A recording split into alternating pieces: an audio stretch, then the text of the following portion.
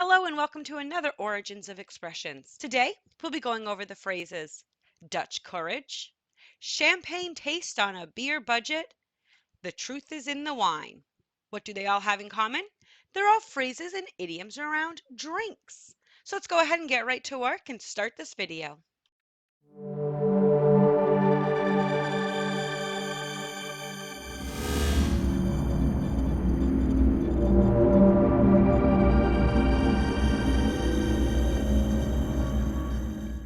Drinking, that important part of our everyday lives that helps us stay hydrated. But that's for water and juice. Today, we'll be talking about drinking for recreation, the alcoholic beverage. We humans have had a long history with alcohol. Not only have we consumed it out of necessity, but also out of pleasure. Today, we see that alcohol is consumed for pleasure during social events, not so much for necessity. So, since we like to drink while we're celebrating, it is no surprise that we have idioms around it. Today, we'll tip back a cold one while we explore 3 phrases around drinking. Let's not waste any time and jump into our first phrase. Dutch courage. Dutch courage or liquid courage means confidence gained from being drunk. This saying has some interesting history.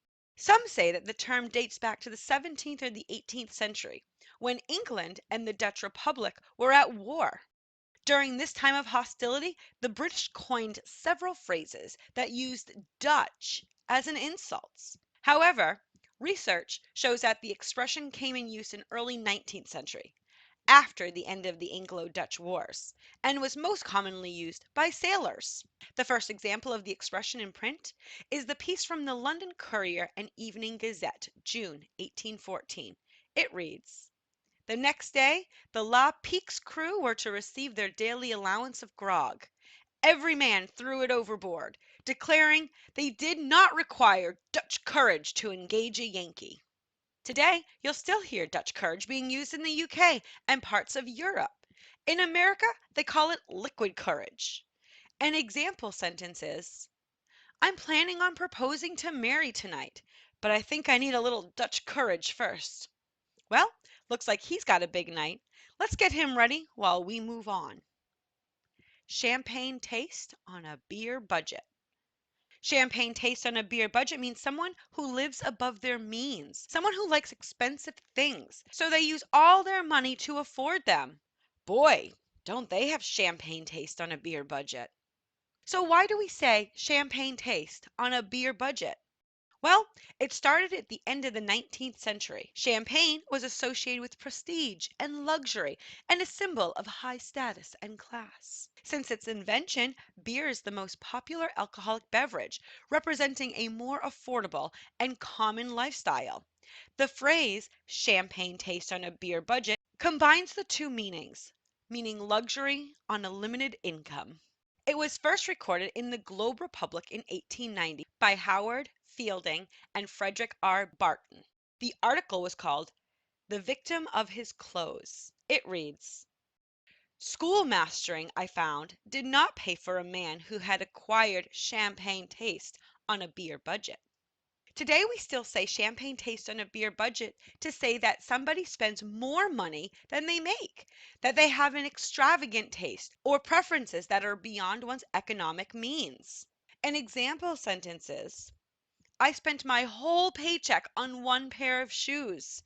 Huh, I guess I have champagne taste on a beer budget." Well, it looks like they made a bad decision. Let's quietly step away into our next phrase. The truth is in the wine. The truth is in the wine means a person under the influence of alcohol is more likely to speak their hidden thoughts and desires. The truth is in the wine.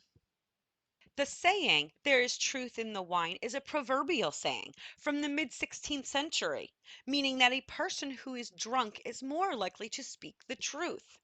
However, the saying is found quite earlier in Latin as "in vino vertes," which means "in wine there is truth." Today, we swap how we say the phrase, but the meaning has not changed. It still means when you are drunk, the truth comes out. An example sentence is, "Make sure that Mark's cup is never empty tonight. I need to find out why he's getting a divorce. The truth is in the wine. Well, it looks like they have a plan in place. Let's not get in their way. Ooh, fun fact. Did you know that soft drinks are some of the most popular beverages in the world? Yep, that's right. The first marketed soft drinks were non-carbonated. They appeared in the 17th century. They were made from water and lemon juice sweetened with honey. The first carbonated soft drink appeared in the late 18th century. Today, over 34 billion gallons of soft drinks are sold in over 200 countries each year. Did you know that soft drinks are called soft because they don't contain alcohol? They are called by many other names also. The most popular being soda, pop, Coke, soda pop, fizzy drinks, and carbonated beverage. Coca-Cola is often referred to simply as Coke.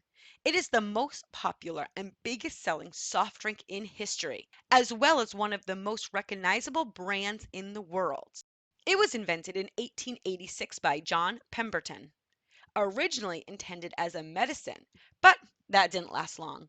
Coca-Cola was patented in 1887, registered as a trademark in 1893, and by 1895 it was being sold in every state and territory in the United States. Wow, Coke is everywhere. Do you have a favorite soft drink? Let me know down below. Well, that's the information that I have for you today. I hope you enjoyed learning about the origins of our idioms and phrases. I would love to have you subscribe if you did. You don't have to blow your beer budget on this champagne station if you subscribe. It's quick, easy, oh, and free. Plus, I would really appreciate it. Oh yeah, quick question before you go. Do you know any idioms or phrases around drinks? Maybe you know another idiom or phrase on an entirely different subject. I would love to see them. Leave them in the comments below. And if I use one of the phrases, I'll give you a shout out.